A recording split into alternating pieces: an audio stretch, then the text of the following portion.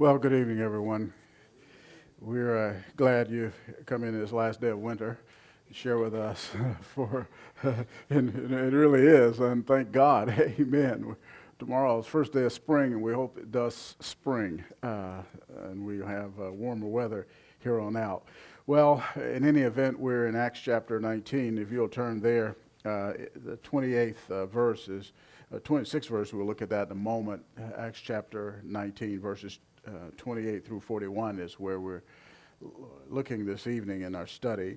Riot Against the Way is what I'm calling these verses that we're going to look at, a riot against the way. And if you've read it already, you know that was what took place in Ephesus at this point in Paul's ministry there, the tail end of it, before he leaves to head off to other places in ministry.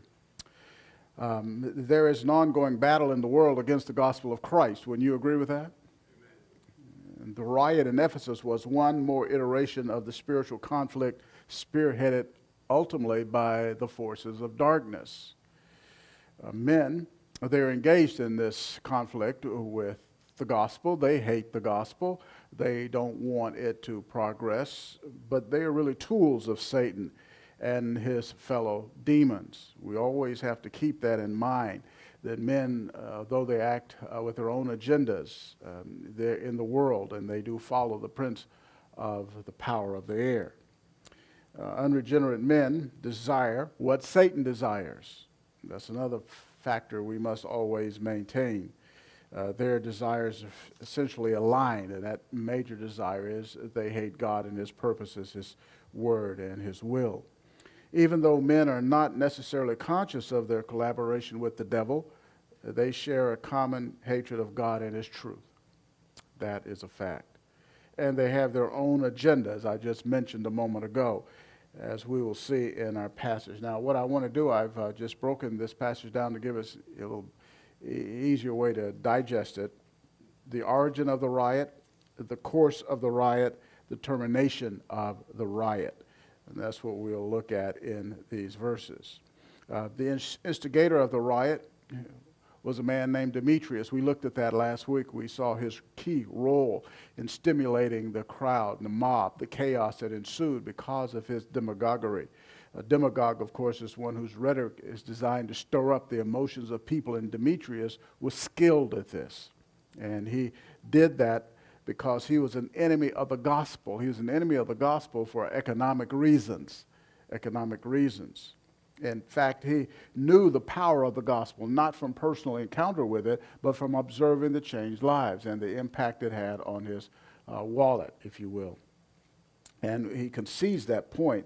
You recall in verse 26 of Acts 19, it says, "And you see and hear that not only in Ephesus, but in almost all of Asia, this Paul had persuaded and turned away a considerable crowd, saying that the things made with hands are not God's." So he recognized, he knows that Paul's ministry is effective, and a considerable number had turned away from their former life of idolatry and rebellion against God and have begun to follow the way.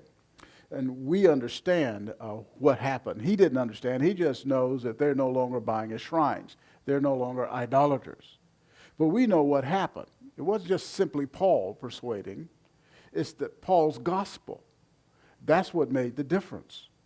The gospel frees people from the soul-damning lies of false religion. In this instance, goddess worship, Artemis, or Diana, as she's also known.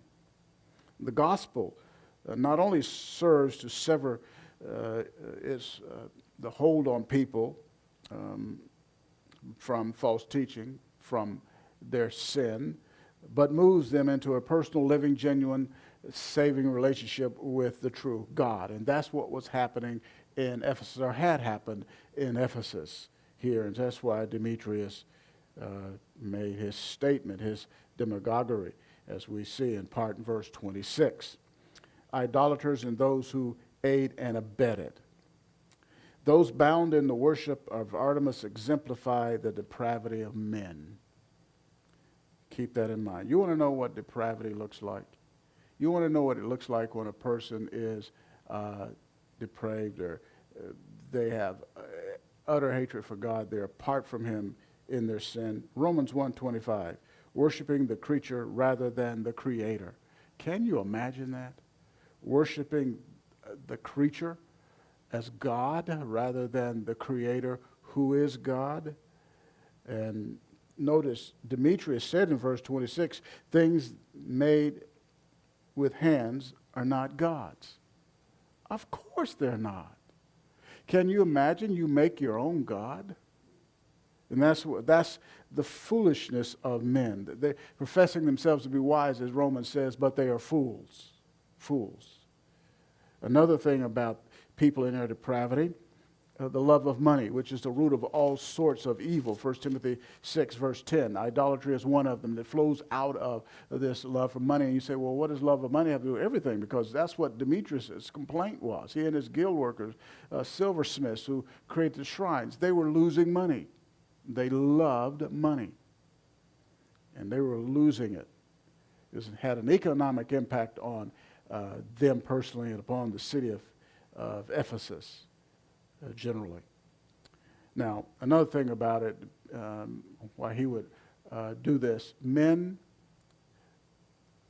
the gospel, when it confronts men with their false religion and sin, they do not like that.